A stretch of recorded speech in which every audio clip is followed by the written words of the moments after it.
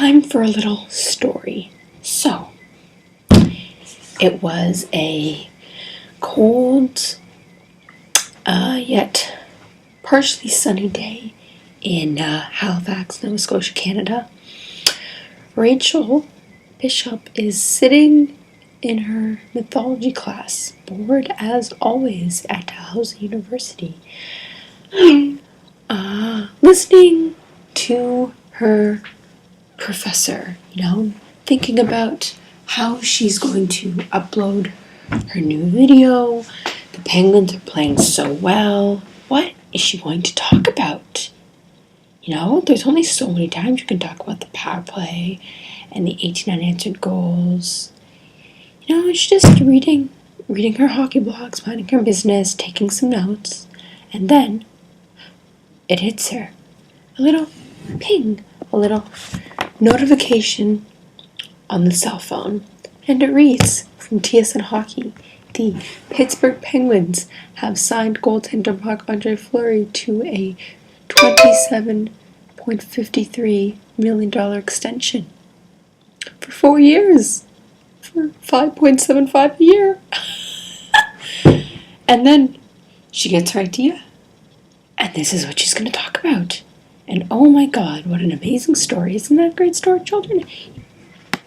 So, yes, I was going to talk about the game, but then this happened, and I'm sorry, I have to talk about it. I was doing a little digging right after I found out the news of this extension. I was having some arguments on Twitter about why Marc-Andre Fleury is not worth this contract, how he's out of his prime, and how they should let him go.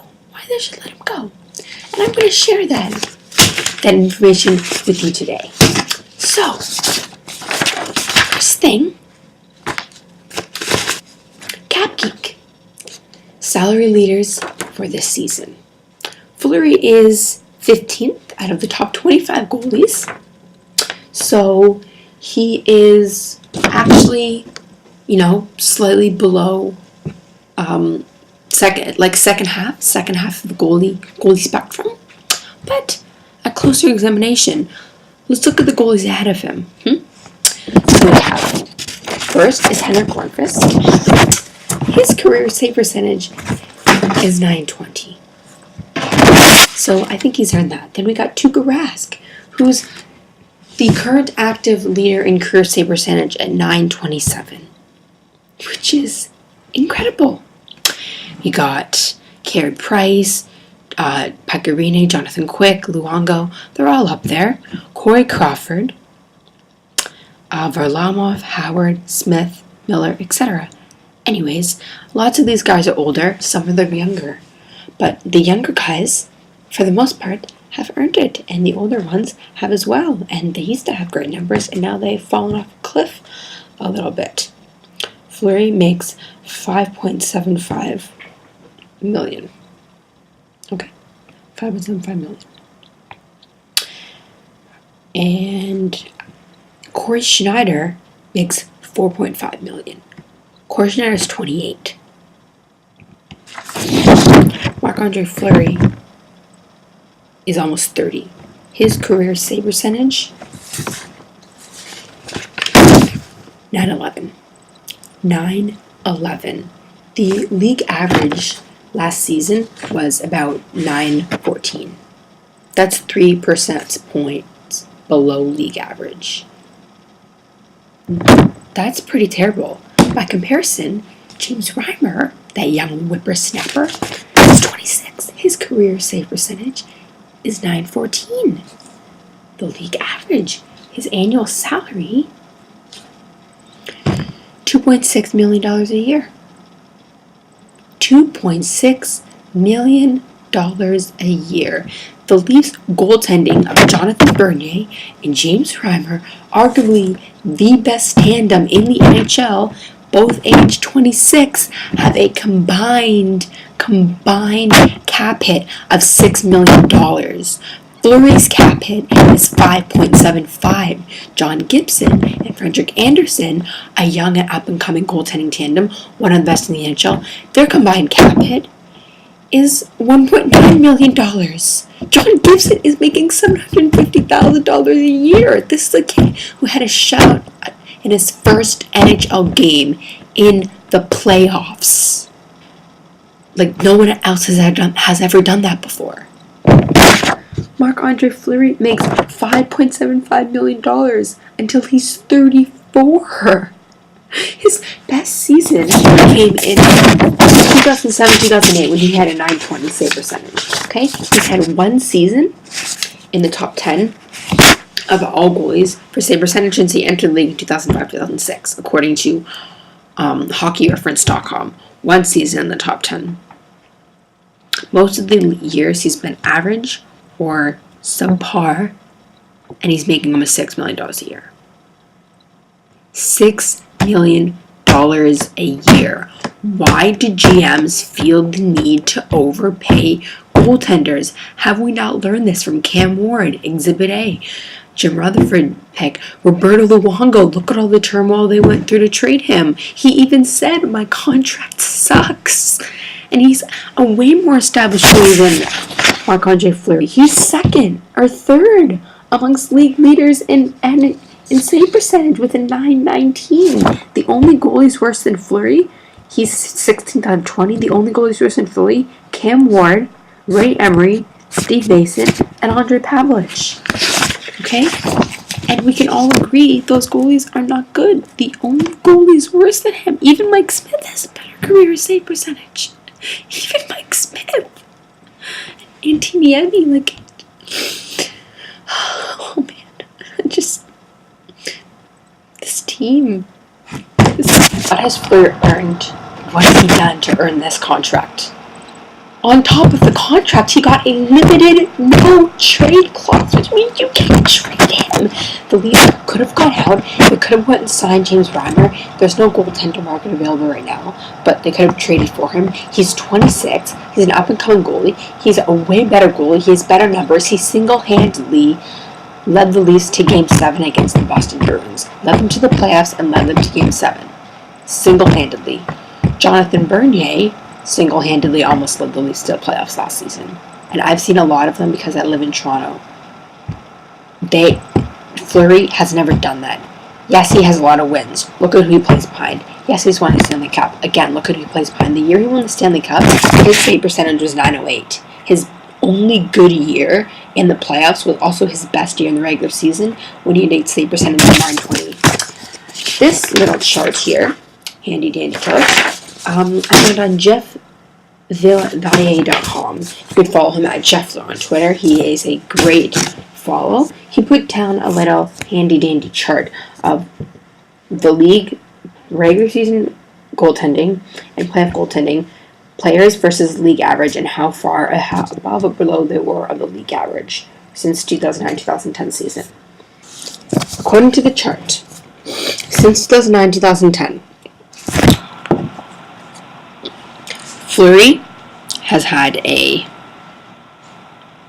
.905 save percentage, which was 6 below the average.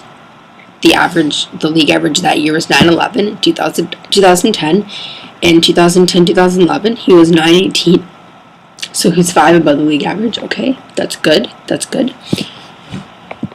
Next season, .913, 1% below. 12-13, the shortened season, .916, okay, 4 points above. Last season, .915, 1 point above. So basically, he's been about average. So you're paying almost $6 million for average or below average goaltending per year. Okay? On the contrary, Corey Schneider, who's 28, has been 4 points above. 4 points above, 16 points above, 23 points above, 15 points above, 7 points above. He makes less than Fleury, and he's 28. James Reimer, he's only really had the one bad season when he got his head knocked by Gianta. But again, he's had percentages of .921, .900, .924, and .911. In the playoffs, he was .923, which was exactly average that year, against the Bruins. Fleury, in the playoffs, by contrast, has been .891, 899, 834, 880, and 906. Even his best save percentage in 5 years, he was 5 points below the league average, my friends. 5 points below the league average. And he's going to make almost $6 million. Almost $6 million. I don't understand. Tuukka Rask, who won the Vezina last year and is the current active leader in save percentage, arguably the best goalie in the league, is the same age as Sidney Crosby. He is only 27, and his numbers are 931, 918, 929, 929, 930. In the playoffs, in the shortened season, he had a save percentage of 940. 940. Fleury's never had that in one season or one playoffs.